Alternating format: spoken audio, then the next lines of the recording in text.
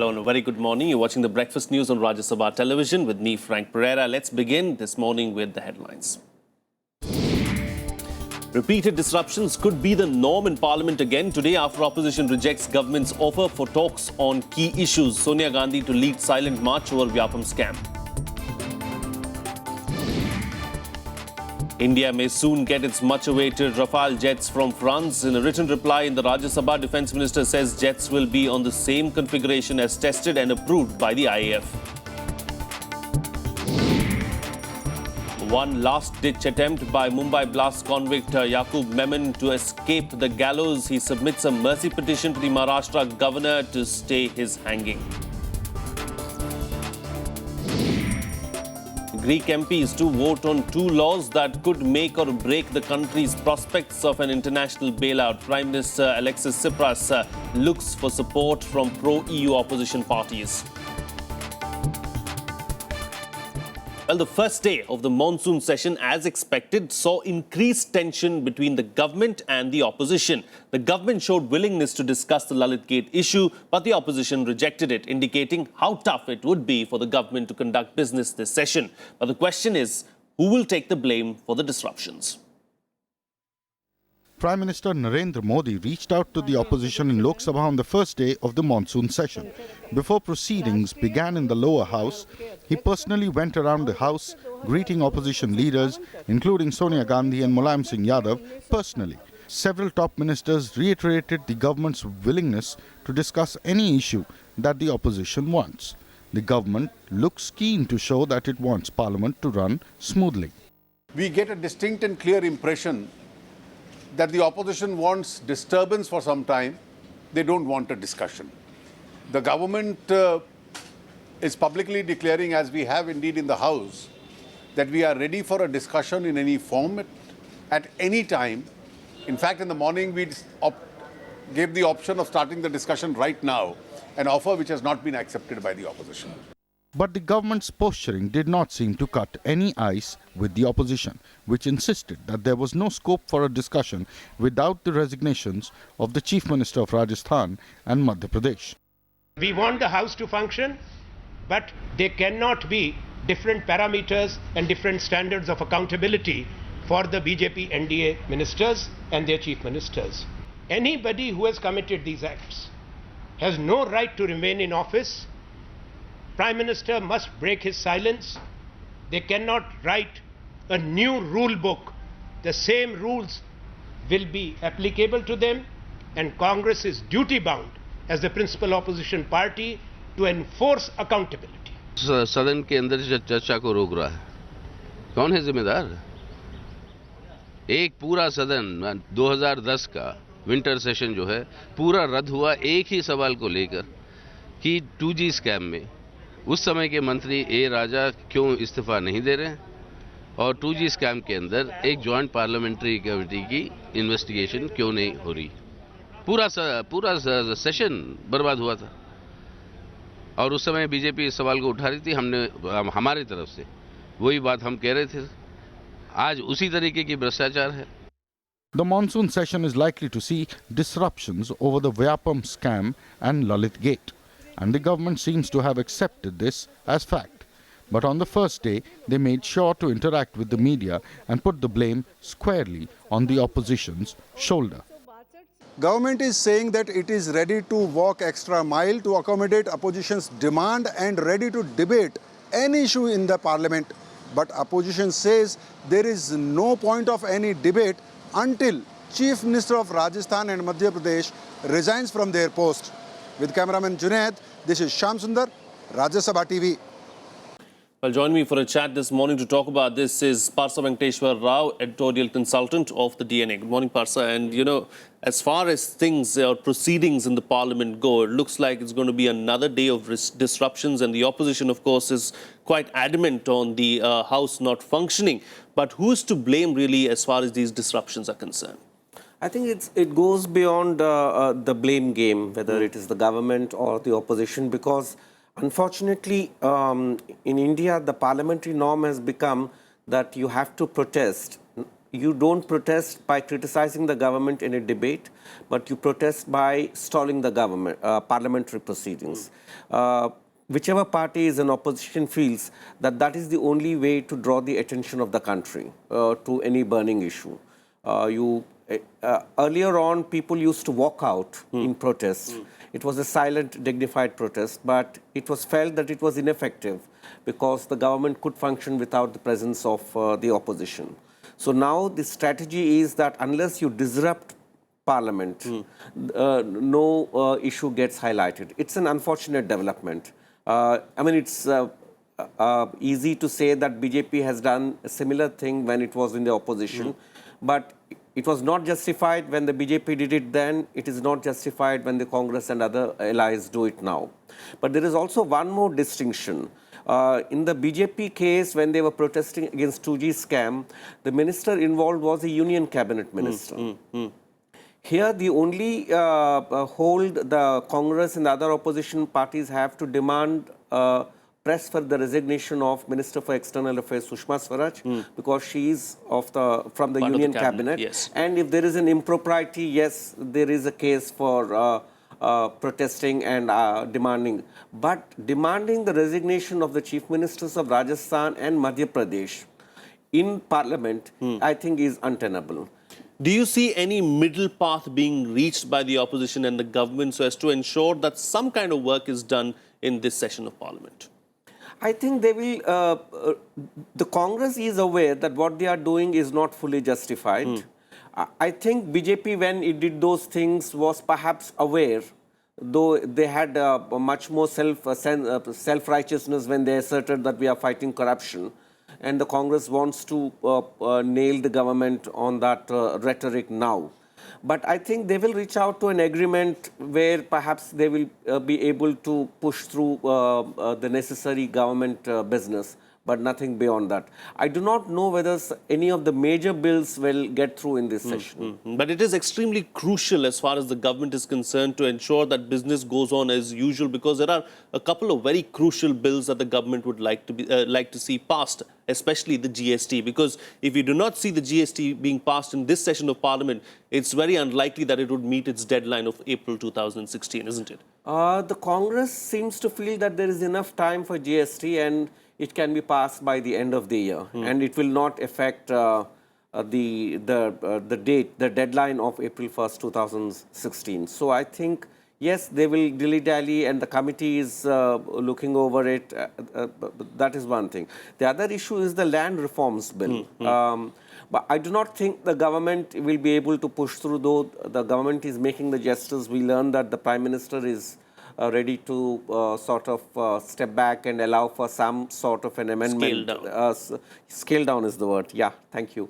That he is willing to accept some amendments. But I do not think that it will go through because the opposition has made up its mind that it is anti-farmer, so they would not let it go through. So there is an impasse, and because this session being rather a short one, I think it will just, if not a washout, I think not much work will be done. All right. Do stay with us, Parsa. I'll come back to you for a reaction on the next story that we're taking as well. The Congress, of course, is going to hold a silent protest march at the Gandhi statue in Parliament premises today at 10:30 a.m.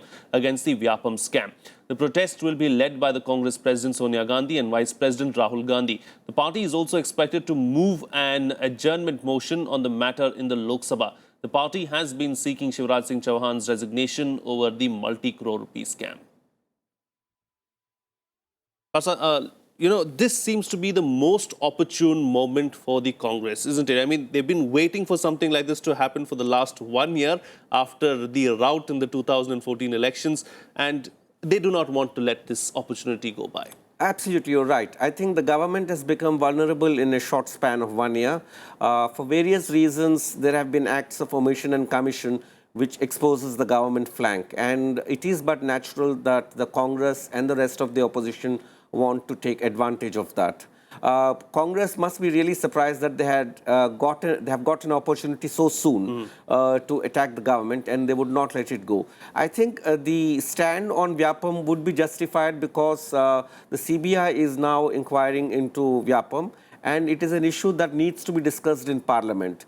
After the initial protest, I think there should be a wide discussion in Parliament, and I'm sure the government is not unwilling to debate the issue. But the question is whether Congress or any other person in Parliament has the right to demand the resignation of State Chief Minister. Well, the BJP has sent out feelers and sent out messages that, of course, it wants to discuss several of these subjects. But the Congress or the opposition do not want that to happen. They want the ministers to go first and then hold a discussion. Is that justified? Rationally, it is not justified. Constitutionally, it is not justified.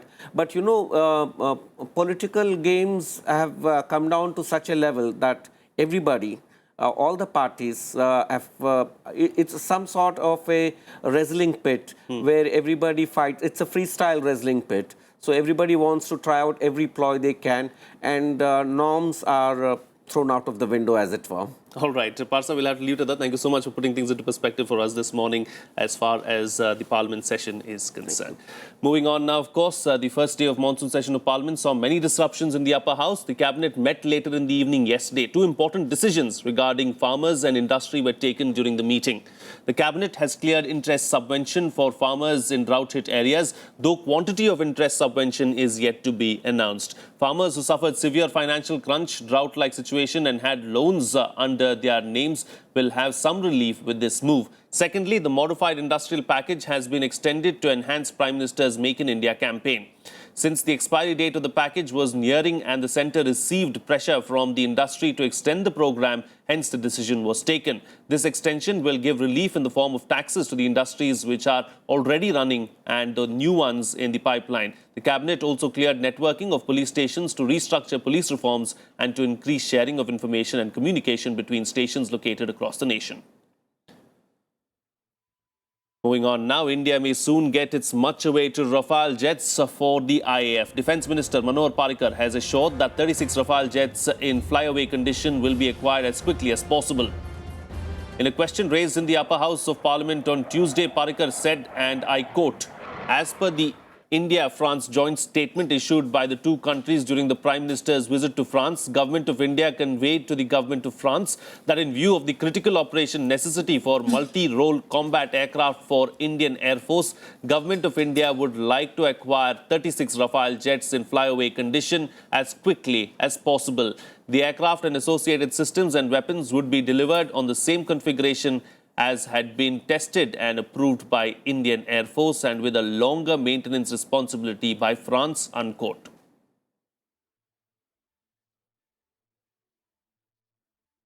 Here's a quick check of the stories that will unfold through the course of the day in our segment, The Day Ahead. The three-day annual meeting of the Rashtriya Swayamsevak Sangh begins today in Nainital, Uttarakhand. This would be the first meeting where all senior functionaries will gather to discuss several issues after the Akhil Bharatiya Pratinidhi Sabha held in March at Nagpur. This meeting, also called July Baitak, is held every year. Around 200 RSS leaders, mostly state and above level pracharaks, would attend the Nainital meet. The Supreme Court will hear the centre's appeal to set up a constitution bench to decide the validity of the Aadhaar scheme. The centre on Tuesday told the Supreme Court that it has already spent a substantial amount of money on implementing the scheme and it would be too late to scrap the program. A large number of citizens have enrolled in Aadhaar and doing away with the unique identity program may have an adverse impact. The Supreme Court will also hear the centre's remission plea in the former Prime Minister Rajiv Gandhi's assassination case. The centre on Tuesday asserted in the court that the killers of former Prime Minister Rajiv Gandhi did not deserve any mercy as the assassination was the result of a conspiracy involving foreign nationals. The Delhi High Court will take up a plea for hearing by the Congress leader Ajay Maken against the misuse of public funds by Delhi government to promote the Aam Aadmi Party through advertisements. Maken had earlier approached the Supreme Court on the issue, but the Apex Court refused to entertain his plea and asked him to approach the Delhi High Court. The National Green Tribunal issued a deadline to the Delhi government, Delhi police and the MCD to file a report on air pollution in Delhi that ends today. The NGT had asked as to what are the factors responsible for contributing in polluting Delhi's air. Well, it's time for a short break now, but still to come. Yaqub Memon's last-ditch attempt to stop his execution. He appeals to Maharashtra governor after Supreme Court rejects his mercy plea.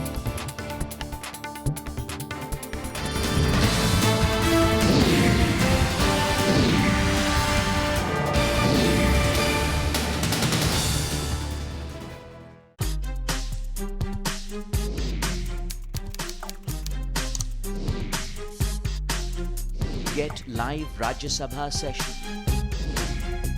News, views, reports and analysis you can trust on social media. Subscribe, follow, like Rajya Sabha Television. Hottest topics. If you can facilitate the opening up and the expansion of the international border trade, you can add to the economy. 370 धारा जो है वो जम्मू कश्मीर को मुल्क के साथ जोड़े रखती है. Candid confessions. The Congress has not been able to communicate. We have to revive our links with the masses. World-class healthcare is available to only a handful of people in this country. Causing controversies. A lot of leaders today think that they rule by divine right. Now, media has become manageable. Watch RSTV engaged personalities to the point. Every Wednesday, 10 p.m., Thursday, 1:30 and 5:30 p.m.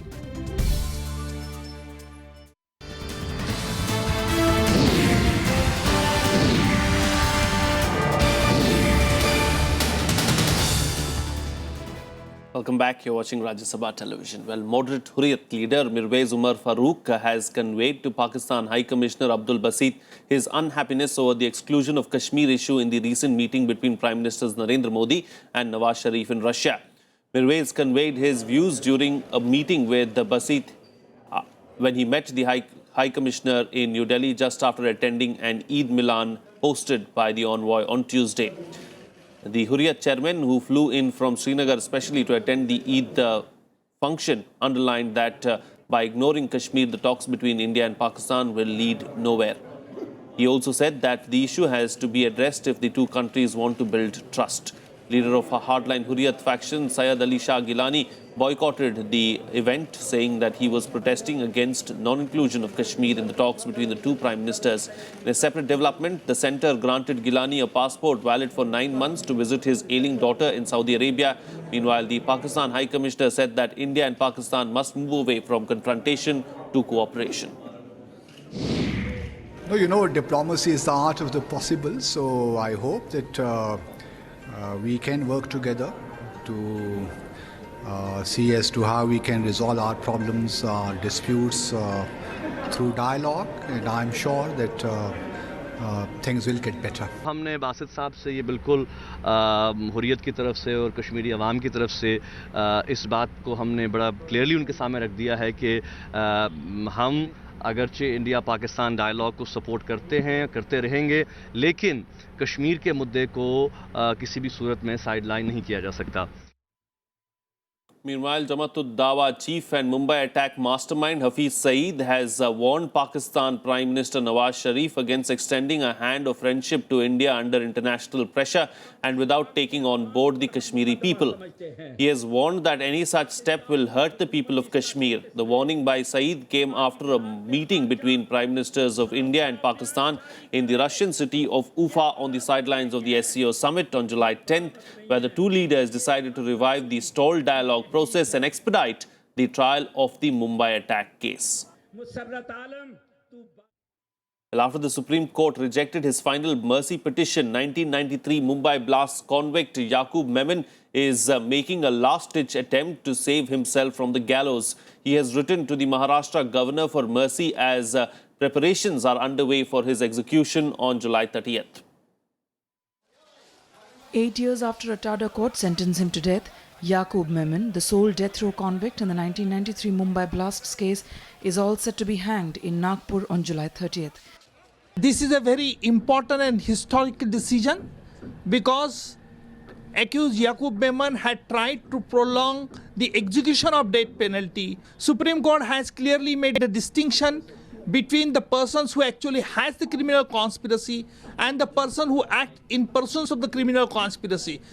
The Maharashtra government has initiated proceedings for the execution. The Nagpur Central Jail authorities have been asked to prepare for Memon's final walk to the gallows. Former Justice P.D. Kode, who awarded the death sentence to Memon in 2007, welcomed the Apex Court's decision on Tuesday. It is a solace for the citizens of not only in Bombay but citizens of India, because these citizens, keeping blind faith in the investigating agencies and the agencies which are responsible for enforcing law and order, live their life peacefully in the cities. The political fraternity also welcomed the decision. It's imperative to send out a message that terror has no place in our society. Review petition में खुद एक बहुत छोटा सा इम्कान होता है कि वो दोबारा कोर्ट कुछ अपने आप को बदले. वो रिव्यू पिटीशन भी इनकी इससे पहले खारिज हो चुकी थी और अब ये रहा कि क्यूरेटिव पिटीशन में तो उससे भी ज़्यादा नैरो चांस होता है. इसलिए कोई अचंभे की बात नहीं है कि अगर सुप्रीम कोर्ट ने इसको रिजेक्ट कर दिया. One case in which hanging was justified, it is this case. A person like Yaqub Memon, who is a known terrorist who waged a war against India and was responsible for the serial blasts, had to be hanged. After the Supreme Court denial for relief, Yaqub Memon has submitted a mercy petition to the Maharashtra governor in a last-ditch effort to prevent execution of his death sentence. Hardly there is any scope for such again second mercy petition. This is just the lame attempt to prolong the execution of a deterrent sentence, that is death penalty. Tuesday's petition was Memon's second review plea with the Supreme Court. President Pranab Mukherjee had turned down Memon's mercy petition last year. Bureau Report, Rajya Sabha TV. Moving on now, heavy rains have disrupted normal life in several parts of the country. Maharashtra and Madhya Pradesh have been badly hit. Streets in Mumbai have been flooded, with the weathermen predicting more rain for 2 more days after a near dry spell for a month. Here's more. Heavy rains have flooded the streets in Mumbai. Suburban train services on western and central lines also face problems as tracks remain submerged. Train भी बहुत सारा late था, buses नहीं मिल रही थी, इन काफ़ी तकलीफ था सवेरे से. The meteorological departments at Santa Cruz weather station in Mumbai recorded 61 millimeters of rain over the past 24 hours. The department has predicted more rainfall over the next 2 days. July is the wettest month for Mumbai, with an average rainfall of 799.7 millimeters. But this time around, with a paltry 34.3 millimeters of rain till July 19, Mumbai has a lot of catching up to do. The situation was no better in neighbouring Thane district, where several low-lying areas were submerged, forcing authorities to shut down schools. Meanwhile, in neighbouring state of Madhya Pradesh, water entered Hindu temples in Ujjain city as the Shipra river's water levels reached above the danger mark. इस उज्जैन अवंतिकापुरी में मालवा में निमाड़ में पानी इतनी वृष्टि हुई कि संपूर्ण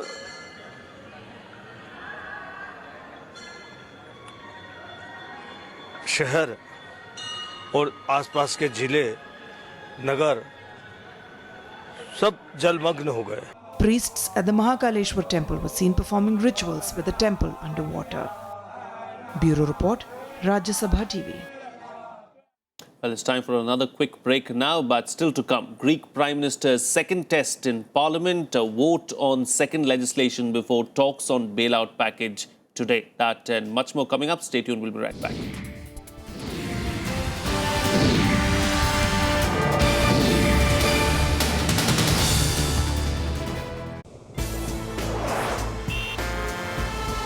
Tales that inspire, stories of social change. A salute to diversity, promoting public discourse. Events that motivate, inspiring the innovative spirit. Watch Rajya Sabha television documentaries every Friday at 10:30 p.m, Saturday 12:30 p.m, and Sunday at 1 p.m.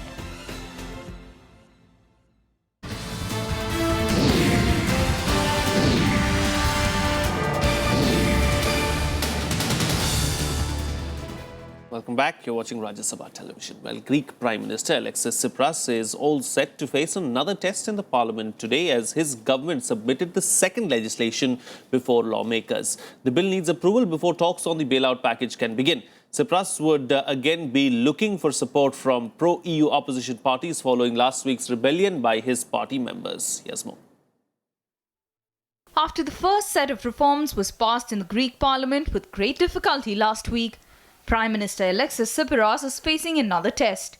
The Greek parliament is set to vote on Wednesday on the crucial bailout bill, a precondition to the beginning of talks on the multi-billion euro rescue package.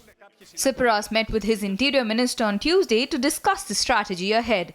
The first set of reforms had triggered a rebellion in his party last week, with 39 lawmakers abstaining or voting against the new austerity measures. The second bill, though less divisive, will still be a test to Tsipras' weakened majority. Despite the first steps taken towards restoring economic order, Greeks remain pessimistic about the future. Δεν είμαι αισιόδοξος. Ό,τι αλλάξει θα αλλάξει προς το χειρότερο. Είναι το μόνο σίγουρο δηλαδή. Δεν υπάρχει γιατί κανείς δεν πειράζει εκείνα που πρέπει να πειράξει. Γι' αυτό και έχουμε φτάσει ως εδώ. Δεν νομίζω ότι θα πετύχουν κάτι.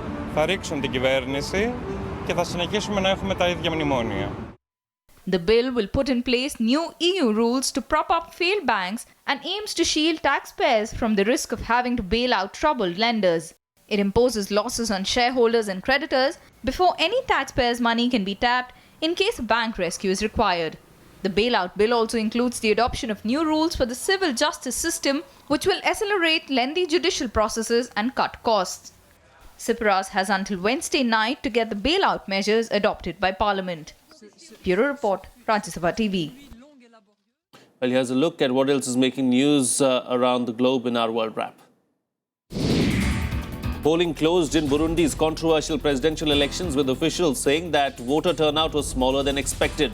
The provisional results are expected within 2 days, with incumbent Pierre Nkurunziza widely expected to win a third consecutive term. Opponents accuse Burundi's president of violating the constitution by seeking another 5 years in office. The United States has also condemned the controversial elections. Pentagon has claimed that long-time Al-Qaeda operative Mohsin al-Fadli was killed in a US airstrike while traveling in a vehicle in northwestern Syria 2 weeks ago. Al-Fadli, who the US says headed the so-called Khorasan group, was involved in attacks in October 2002 against US Marines in Kuwait and against the French ship MV Limburg. Turkish police fired tear gas and water cannons to disperse demonstrators protesting against Monday's suspected Islamic State suicide bombing, which killed at least 30 people. Hundreds of protesters chanted slogans against President Tayyip Erdogan and the ruling AK party for failure to do more to stop Islamic State militants. Meanwhile, a mass funeral ceremony took place for the victims who were planning to travel to Syria to help rebuild the town of Kobani. Thousands of Ukrainian right-wingers and supporters of the right sector movement rallied in Kiev's Independence Square to protest against government policies. Right sector had played a prominent role in protests that toppled Moscow-backed President Viktor Yanukovych a year ago. Members of the group's volunteer corps have been battling alongside Ukrainian forces in the east of the country against pro-Russian separatists. A French prosecutor has recommended the closing of an investigation into the death of former Palestinian leader Yasser Arafat. Arafat had died in a French hospital in 2004. The official cause of the death was a massive stroke, but French doctors said that at the time they were unable to determine the origin of his illness. Arafat's widow alleged that he was poisoned. Here's a look now at all the overnight sports news in our Sports Wrap. The iconic Eden Gardens in Kolkata will host the World T20 final in April next year. The BCCI announced the venues for the tournament on Tuesday. The final schedule, however, will be announced in consultation with the International Cricket Council. The 16-nation men's tournament will be played across various venues in India from March 11 to April 3, 2016. India has drawn top seed and three-time champion Czech Republic in the Davis Cup World Group playoff tie. India will play the tie at home from September 18 to 20th. The Czech Republic, which had won the title in 2012 and 2013, apart from 1980, had lost to France in the semi-finals last year. They have a 3-0 win-loss record against India. Debutant Mustafizur Rahman took 4 wickets for Bangladesh as the hosts bundled out South Africa for 248 runs on the opening day of the first test at Chittagong. The tourists started well at 136 for 1 but could not convert the starts. Mustafizur then took 3 wickets in 4 balls to leave South Africa reeling at 173 for 6. Bangladesh were 7 for no loss at the end of day's play. New Manchester City forward Raheem Sterling scored 3 minutes into his debut in a friendly against Roma at the MCG in Melbourne. The 20-year-old who joined City for £49 million from Liverpool on the 14th of July ran through on goal before finishing as City won 5-4 on penalties after a 2-2 draw. The game was City's first in the International Champions Cup tournament. They face Real Madrid on Friday. That's it on this edition of the Breakfast News. Have a nice day.